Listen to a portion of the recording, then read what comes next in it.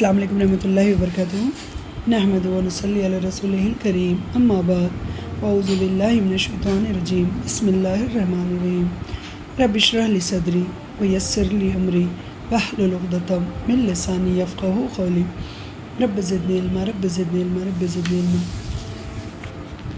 اللہم انی اسألک علما نافعا ورزقا طیبا وعملا متقبلا۔ الحمدللہ اب تک ہم 6 پارٹ پڑھ چکے ہیں، آج ہم 7th پارٹ پڑھیں گے، اور اس 7th پارٹ میں یہ بتایا گیا ہے کہ آپ صلی اللہ علیہ وسلم کس طرح دکھتے تھے، آپ کا حلیہ مبارک بتایا گیا۔ آپ درود پڑھ لیا کریں جب بھی آپ یہ سننے بیٹھیں۔ رسول اللہ صلی اللہ علیہ وسلم کا حلیہ مبارک مطلب آپ کس طرح دکھتے تھے، یہاں پہ یہ اس چیپٹر میں یہ بتایا گیا ہے۔ ہند بن ابی حالہ رضی اللہ عنہ کے الفاظ میں رسول کریم صلی اللہ علیہ وسلم کا حلیہ مبارک ملاقطہ فرمائیں۔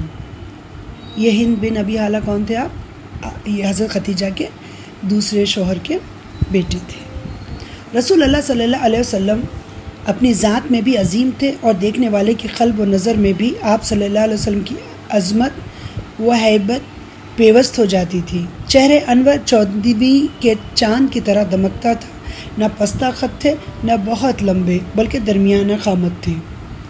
اب یہ بتایا گیا آپ صلی اللہ علیہ وسلم ماشاءاللہ اپنی ذات میں بہت عظیم بلند تھے، اور دیکھنے والے کے آپ کہنا چاہیے دل اور اس کی آنکھوں میں، اس کی نظر میں آپ صلی اللہ علیہ وسلم کو جب وہ دیکھتا تو ان کی عظمت، ان کی آپ صلی اللہ علیہ وسلم کی ہیبت اس کے اندر پیوست ہو جاتی تھی، مطلب وہ امپریسڈ ہوتا تھا، سمجھیں آپ۔ چہرے انور 14ویں کے چاند کی طرح دمکتا تھا۔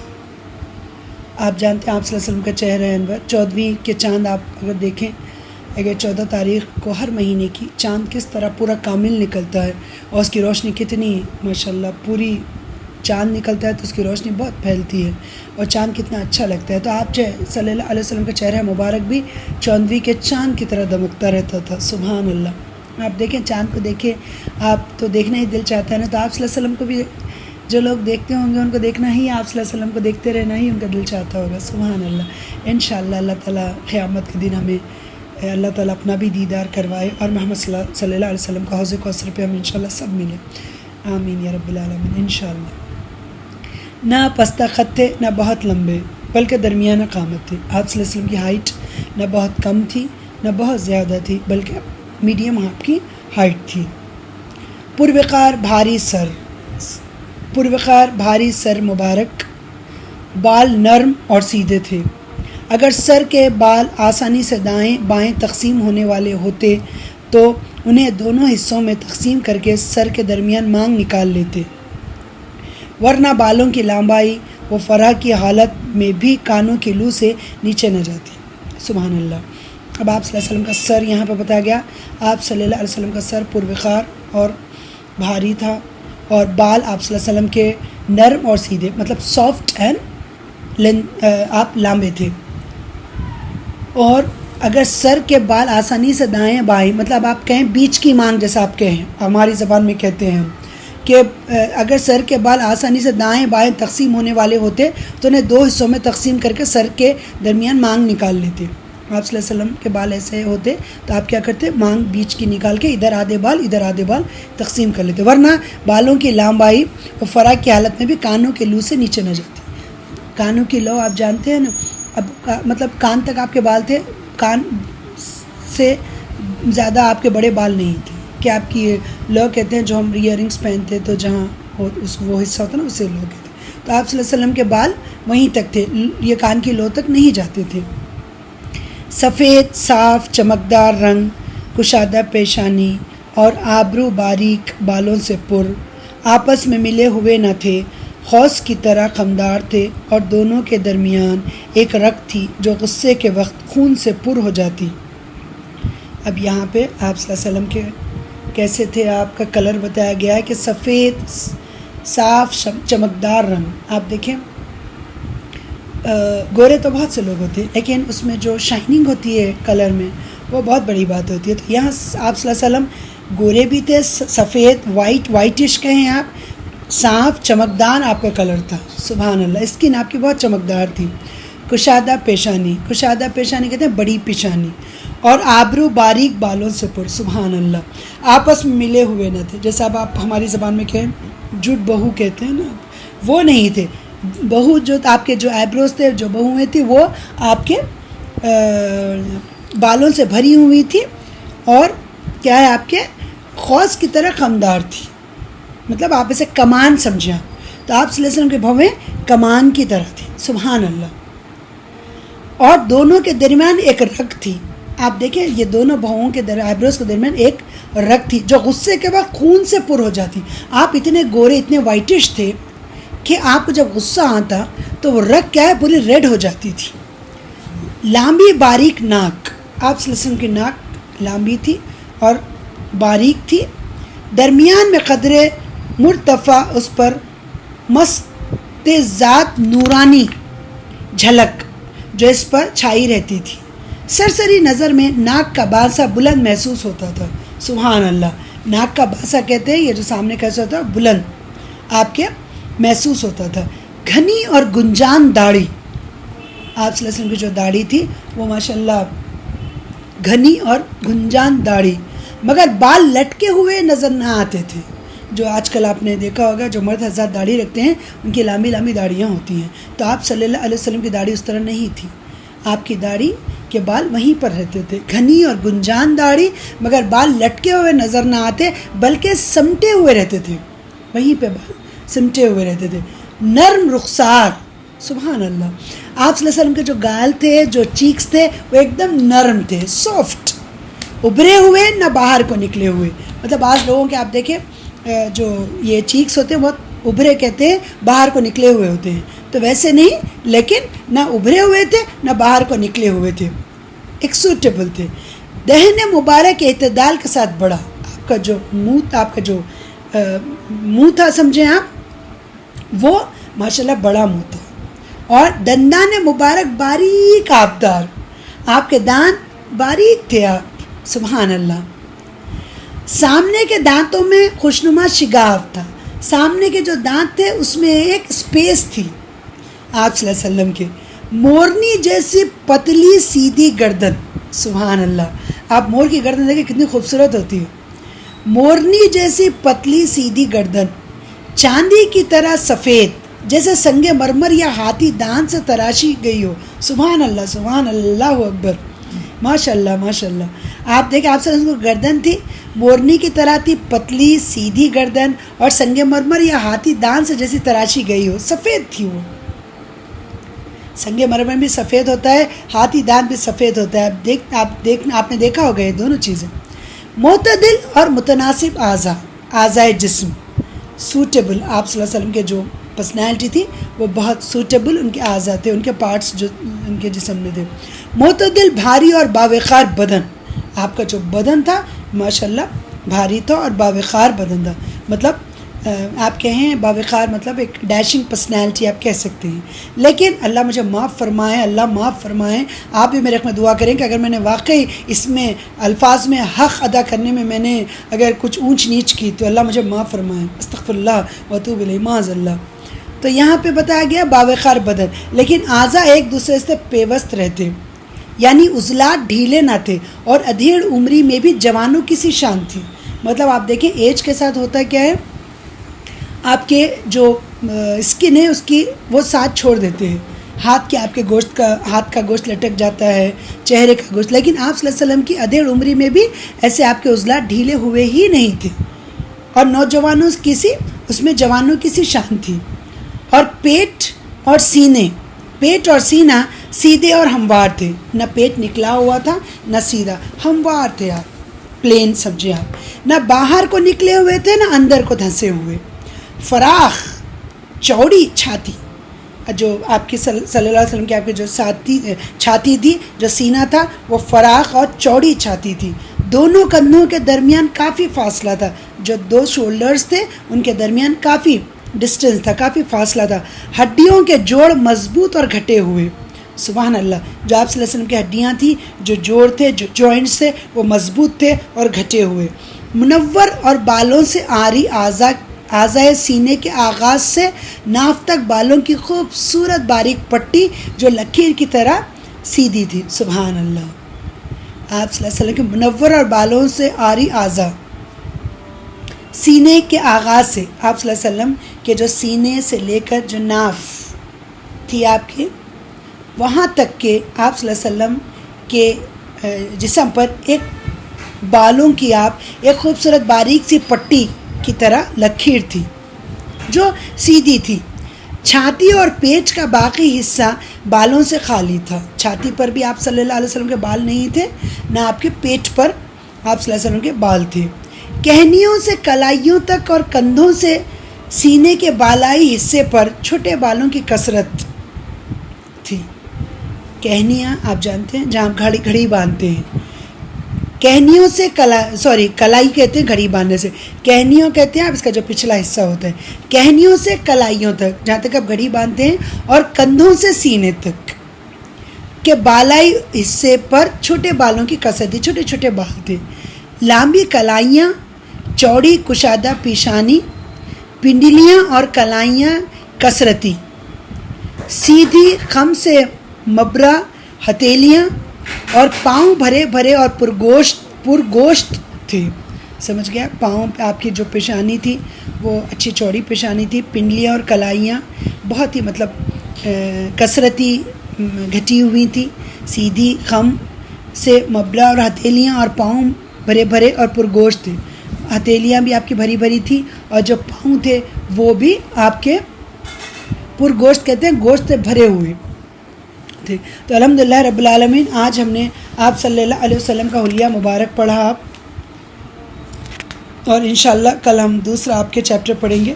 آپ آج حلیہ مبارک ہی سنیں اور درود پڑھتے رہیں. سبحان اللہ. اللہ کا بڑا احسان ہے، ہم نے پہلی بار یہ پڑھا اور اللہ نے پہلی بار ہمیں یہ سنایا. اللہ تعالیٰ کا بڑا شکر ہے کہ ہمارے کانوں میں ہم نے آج تک آپ صلی اللہ علیہ وسلم کا حلیہ مبارک، میں نے تو پڑھا تھا، آپ لوگوں نے شاید نہیں سنا تھا، یا آپ لوگوں نے سنا بھی ہوگا تو اتنے ڈیٹیل میں نہیں سنا ہوگا. یہی تو الحمدللہ رب العالمین ہمیں شکر ادا کرنا چاہیے کہ آپ صلی اللہ علیہ وسلم کا آپ دیکھیں ایک ایک آپ کی جو حلیہ مبارک میں جو چیزیں تھے کتنے پروقار تھے. آپ کا چہرہ ماشاءاللہ اتنا چودھویں کی طرح آپ کا نظر آتا تھا، اور آپ کا جو ہائٹ تھی، نہ آپ زیادہ آپ کی لمبے تھے نہ آپ کی ہائٹ بہت کم تھی، درمیانہ قد تھے، اور آپ کے سفید آپ کے رنگ بھی اتنا چمکدار تھا، اور آپ کی پیشانی بھی اتنی بڑی کشادہ پیشانی تھی. آپ کے آئیبروز بھی خمدار تھے اور ملے ہوئے بھی نہیں تھے، اور دونوں کے درمیان ایک رگ تھی جو غصے کے وقت خون سے آپ پر ہو جاتی. ناک بھی ماشاءاللہ باریک اور لمبی ناک تھی، اور گھنی اور گنجان داڑھی، مگر بال لٹکے ہوئے نظر نہ آتے تھے بلکہ سمٹے ہوئے نظر لگتے. اور آپ کے جو چیکس تھے، آپ کے جو گال تھے، سبحان اللہ، نرم تھے رخسار اور ابھرے ہوئے نہ باہر کو نکلے ہوئے. دہن مبارک اعتدال کے ساتھ بڑا تھا. دندان مبارک جو آپ کے دانت تھے باریک آبدار تھے. سامنے کے دانتوں میں خوشنما شگاف تھا. مورنی جیسی پتلی سیدھی گردن، چاندی کی طرح سفید جیسے سنگ مرمر یا ہاتھی دان سے تراشی گئی ہو. سبحان اللہ سبحان اللہ. معتدل اور متناسب اعضائے جسم، معتدل بھاری اور باوقار بدن، لیکن اعضاء ایک دوسرے سے پیوست رہتے، لیکن عضلات ڈھیلے نہ تھے، اور ادھیڑ عمری میں بھی جوانوں کی سی شان تھی. پیٹ اور سینہ سیدھے اور ہموار، نہ باہر کو نکلے ہوئے تھے نہ اندر کو دھسے ہوئے. فراخ چوڑی چھاتی، دونوں کندھوں کے درمیان کافی فاصلہ، ہڈیوں کے جوڑ مضبوط اور گھٹے ہوئے، منور اور بالوں سے آری اعضا، سینے کے آغاز سے ناف تک بالوں کی خوبصورت باریک پٹی جو لکیر کی طرح سیدھی تھی. چھاتی اور پیٹ کا باقی حصہ بالوں سے خالی، کہنیوں سے کلائیوں تک اور کندھوں سے سینے کے بالائی حصے پر چھوٹے بالوں کی کثرت تھی. لمبی کلائیاں، چوڑی کشادہ پیشانی، پنڈلیاں اور کلائیاں کثرتی، سیدھی خم سے مبرا ہتھیلیاں اور پاؤں بھرے بھرے اور پرگوشت تھے. سبحان اللہ. اب آپ دیکھیں اتنا، آپ سبحان اللہ، آپ امیجن کریں آپ صلی اللہ علیہ وسلم کو سب پڑھ کر، انشاءاللہ اللہ تعالیٰ سے بڑے، میں تو بہت، مجھے یقین کریں آپ خوشی ہو رہی ہے یہ آپ کو سنا کر بھی اور یہ پڑھ کے بھی. بے شک ہم نے رسول صلی اللہ علیہ وسلم کو دیکھا نہیں، لیکن اس یہ سنتے جائیں اور ذہن میں آپ تصور کریں آپ صلی اللہ علیہ وسلم اسی طرح ہوں گے. جب ہم حوض کوثر پر ہم سبحان اللہ پانی پینے جائیں گے تو ہم آپ بھی انشاءاللہ اس حلیہ مبارک سے ہم آپ صلی اللہ علیہ وسلم کو پہچان لیں گے کہ آپ کا چہرہ 14ویں کے چاند کی طرح دمک رہا ہوگا. آپ کی ناک بھی باریک، آپ کے اتنی اچھی آپ کی ناک ہوگی، اور آپ کے کشادہ پیشانی سے آپ صلی اللہ علیہ وسلم تو ایک ہی ہیں اس طرح الحمدللہ. تو یہ پڑھ کے مجھے بہت خوشی ہوئی، آپ لوگوں کو سنا کے بھی مجھے بہت خوشی ہو رہی ہے. بس درود پڑھتے رہیں اور اللہ کا شکر ادا کرتے رہیں کہ اللہ نے آج زندگی میں شاید پہلی بار یہ اتنا تفصیل سے آپ صلی اللہ علیہ وسلم کی ہم نے حلیہ مبارک کو پڑھا. بہت بڑی نعمت ہے یہ، آپ یقین کریں بہت بڑی نعمت ہے کہ اللہ نے آج ہمیں یہ پڑھایا. ورنہ آپ خود بنے جو رسول جن کی ہم امت ہیں، ہاں جو ہمارے نبی ہیں، ان کے بارے میں وہ کیسے تھے ہم نہیں جانتے تھے. بے شک آپ کو صحابہ کرام نے دیکھا، ہاں، اور اس پیریڈ کے میں آپ جو بھی اس کے بعد کے لوگ تابعین نے تو نہیں دیکھا، لیکن جو صحابہ کرام نے آپ صلی اللہ علیہ وسلم کو دیکھا تو ماشاءاللہ ان کے اوپر تو جہنم کی آگ ہی حرام ہے. تو اس پیریڈ میں تو الحمدللہ ہم تھے نہیں، اللہ نے شاید ہمارے نصیب میں اس پیریڈ میں دنیا میں ہمیں لانا تھا، اسی لیے اللہ نے ہمیں اب لایا. تو لیکن آپ دیکھیں یہ پڑھ کر ہمیں کتنی خوشی ہو رہی ہے نا. آپ خود سوچیں کہ آج ہم نے آپ صلی اللہ علیہ وسلم کا تفصیلی حلیہ مبارک پڑھا. ہاں سن تو رکھا تھا، کچھ باتیں اس میں سے تو آپ لوگوں نے بھی سنی ہوگی کہ آپ صلی اللہ علیہ وسلم اس طرح تھے اس طرح، لیکن اتنی تفصیل سے سبحان اللہ لکھنے والے بھی ماشاءاللہ نے کیا اچھے الفاظ استعمال کیے. اور یہ جو ہند بن ابی حالہ انہوں نے بھی اتنا ماشاءاللہ آپ صلی اللہ علیہ وسلم کا حلیہ مبارک کیا بہترین آپ اس میں فرمایا. اور انشاءاللہ ہم دیکھیں گے کہ قرآن میں بھی آپ صلی اللہ علیہ وسلم کا حلیہ مبارک ایک قصے میں بیان کیا گیا ہے.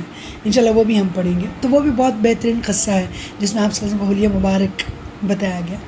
تو آپ صلی اللہ علیہ وسلم جب ہجرت کر کے مکے سے مدینہ جا رہے تھے تو وہاں پر آپ صلی اللہ علیہ وسلم نے کسی کے گھر قیام کیا تھا. تو وہاں پہ اس عورت نے وہ حلیہ مبارک اپنے شوہر کو بتایا تھا کہ آج ایک صاحب آئے تھے وہ اس طرح تھے. تو وہ بھی ہم پڑھیں گے. آپ کو بہت ماشاءاللہ یقین کریں میں نے آپ سے کہا نا آپ کو ماشاءاللہ عشق ہو جائے گا قرآن اور یہ سنت سے. سبحان اللہ ہمیں اتنا اچھا الحمدللہ آپ یقین کریں بہت اچھے الفاظ ہیں. میں نے آپ سے کہا نا جب میں نے اپنی زندگی میں قرآن کا سفر کیا، اللہ نے جب مجھے قرآن کا سفر کرایا تو آپ یقین کریں اس کے بعد قرآن کی جو سیر میں نے کری الحمدللہ اس کے بعد مجھے دنیا کی کوئی چیز میں انٹرسٹ نہیں رہا. آپ یقین کریں میں یہ آپ سے نہیں کہہ رہی کہ دنیا میں اللہ تعالیٰ دنیا سے کٹ کر رہ جانے کے لیے میرے رب نے کہا، لیکن قرآن کی جو سیر ہے آپ بھی کریں، آپ سنیں، ہر چیز آپ کو مل جائے گی سبحان اللہ.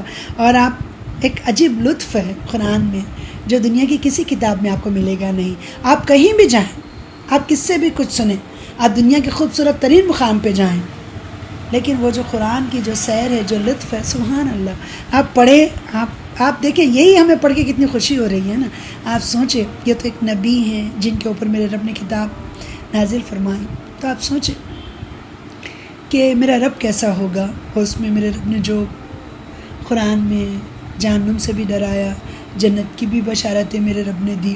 تو آپ سبحان اللہ مطلب ایک ایسا پیارا سفر ہے، وہ اتنا پیاری سیر ہے وہ کہ ہم بے شک ہم ڈر بھی جاتے ہیں. ایسی بات نہیں ہے کہ آپ اس میں تو آپ 25ویں پارے سے لے کے 25 پارے سے لے کے 30 پارے تک بہت ڈراوے ہیں، جہنم ہی کے بارے میں آئے تھے.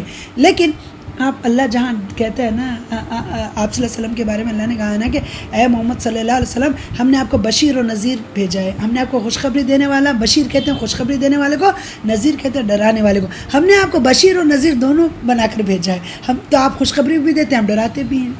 سبحان اللہ بہت پیارا ہے قرآن. بس آپ دعا کریں کہ میرے رب ہمارے وقت میں برکت دے اور مجھے بھی کہنے کی طاقت دے. آپ لوگوں کو بھی ماشاءاللہ اللہ تعالیٰ میرے الفاظ، میرا رب میری مدد کرے مجھے بولتے وقت، اور آپ لوگوں کو بھی میرا رب سننے کا شوق و ذوق دے. یہ مجھے کہنا چاہیے آپ لوگوں کے بارے میں کہ آپ بس انتظار میں رہیں میرے رب کی کتاب کب آپ کو میرا رب آپ تک پہنچاتا ہے. میرا اگر بس چلا تو آپ یقین کریں میں تو دل سے چاہتی ہوں کہ میں آپ لوگوں کی لائیو کلاس لوں، لیکن آپ لوگ پتہ نہیں کہاں آپ لوگ بیٹھے یا سن رہے ہوں. کوئی بات نہیں، انشاءاللہ میرا رب ہمیں ملائے گا ضرور. میں نے آپ سے اس سے پہلے بھی کہا تھا، تو انشاءاللہ ہم ضرور ملیں گے. تو اب آپ اپنے گھر بیٹھے ہی یہ سنیں. اگر میرے رب کا انتظام ہوا، میرے رب کی رضا ہوئی تو انشاءاللہ ہم ضرور ملیں گے۔ تو ابھی تو آپ یہ سنیں، اور میں پوری کوشش کروں گی، آپ مجھ سے بے شک اپنے نظروں سے دور دل کے قریب ہیں، اور انشاءاللہ میں پوری کوشش کروں گی کہ میں آپ کو اس طرح فیل کراؤں جیسا ہم ساتھی ہیں، جیسا ہم ساتھ بیٹھ کے پڑھ رہے ہیں۔ میری یہ کوشش ہے، بس دعا کریں میرا رب اس میں مجھے کامیابی عطا فرمائے، اور اللہ تعالی ہم سب پہ اپنا فضل کے دروازے کھولے، اور اللہ اپنی رحمت کی بارشیں ہم پہ برسائے، اور اللہ تعالی ہماری جو جائز مرادیں ہیں اللہ ہماری دعائیں قبول فرمائیں، اور بس آج کل کے جو حالات ہیں اللہ ہم سب کو اس سے ہمیں معاف فرمائے، اور اللہ اس وبا سے ہم سب کو نجات دے، اور اللہ تعالی ہمیں ہمارے جو مرد حضرات ہیں وہ بے خوف ہو کر مسجدوں میں جانے کہ وہ ان کو موقع دے، کیونکہ وہ بھی خوف سے کچھ جا رہے ہیں کچھ نہیں جا رہے ہیں۔ آپ دیکھیں آج جمعہ کا اتنی اچھی دن تھا، لیکن کئی لوگ گھر میں نماز پڑھے ہیں اس کرونا وائرس سے، تو بس اللہ تعالیٰ وہ لوگوں کے دل میں سے بھی ڈر خوف نکالے، یہ وبا کو دور کرے، تاکہ وہ لوگ بے خوف ہو کے میرے رب کے گھر جائیں، خوشی خوشی گھر جائیں، اور کیونکہ ایک ایک قدم بھی جب اٹھتا ہے میرے رب کے گھر کو جانے کے لیے تو ایک ایک قدم پہ نیکیاں لکھی جاتی ہیں۔ تو انشاءاللہ اللہ تعالیٰ بہت جلد معاملات میرا رب یہ ٹھیک کرے، تو دعاؤں میں سب ایک دوسرے کو یاد رکھیں، اور اللہ تعالیٰ سے میری آپ سب کے لیے دعا ہے کہ انشاءاللہ ہم سب ساتھ محمد صلی اللہ علیہ وسلم کو دیکھیں گے حوض کوثر پہ۔ دعا کریں اللہ تعالیٰ کہ ہم کوئی شرک اور بدعات نہ کریں، کہ ہمارا شمار ان لوگوں میں ہے جو فرشتے جیسے ہی حوض کوثر کے پاس جائیں تو فرشتے ہمیں ہٹا دیں، تو آپ صلی اللہ علیہ وسلم پوچھیں گے جو لوگوں کو ہٹا دیا جائے گا، ارے یہ تو میری امت کے لوگ ہیں، یہ میری امت کے لوگ ہیں، تو کہا جائے گا یا رسول اللہ آپ نہیں جانتے، آپ کے بعد انہوں نے دین میں نئی نئی ایجادیں کی۔ تو آپ دعا کریں کہ اللہ ہم سے کوئی بدعات کے کام نہ کروائے، ہم کمزور سے بندے ہیں۔ دیکھیں آپ نے اگر بھول چوک میں آپ ہو یا میں کیوں نہ ہوں، اگر بھول چوک سے کچھ ہو جاتا ہے تو میرا رب معاف کرنے والوں میں زیادہ معاف کرنے والا، لیکن وانٹیڈلی کچھ نہ کریں، ہو نہ بول کر کچھ نہ کریں۔ تو اللہ تعالیٰ سے دعا کریں کہ اللہ تعالیٰ ہم سب کا، ہمارے اپنے فیملی ممبرز، ہماری نسلوں کا اللہ تعالیٰ آپ صلی اللہ علیہ وسلم کے ہاتھ سے وہ پیالہ پینا نصیب فرمائیں، آمین یا رب العالمین۔ چلے کل کی آپ سے کلاس میں ملاقات ہوتی ہے، دعاؤں میں یاد رکھیں۔ السلام علیکم ورحمۃ اللہ وبرکاتہ۔ سبحان ربک رب العزت عما یصفون والسلام علی المرسلین والحمد للہ رب العالمین۔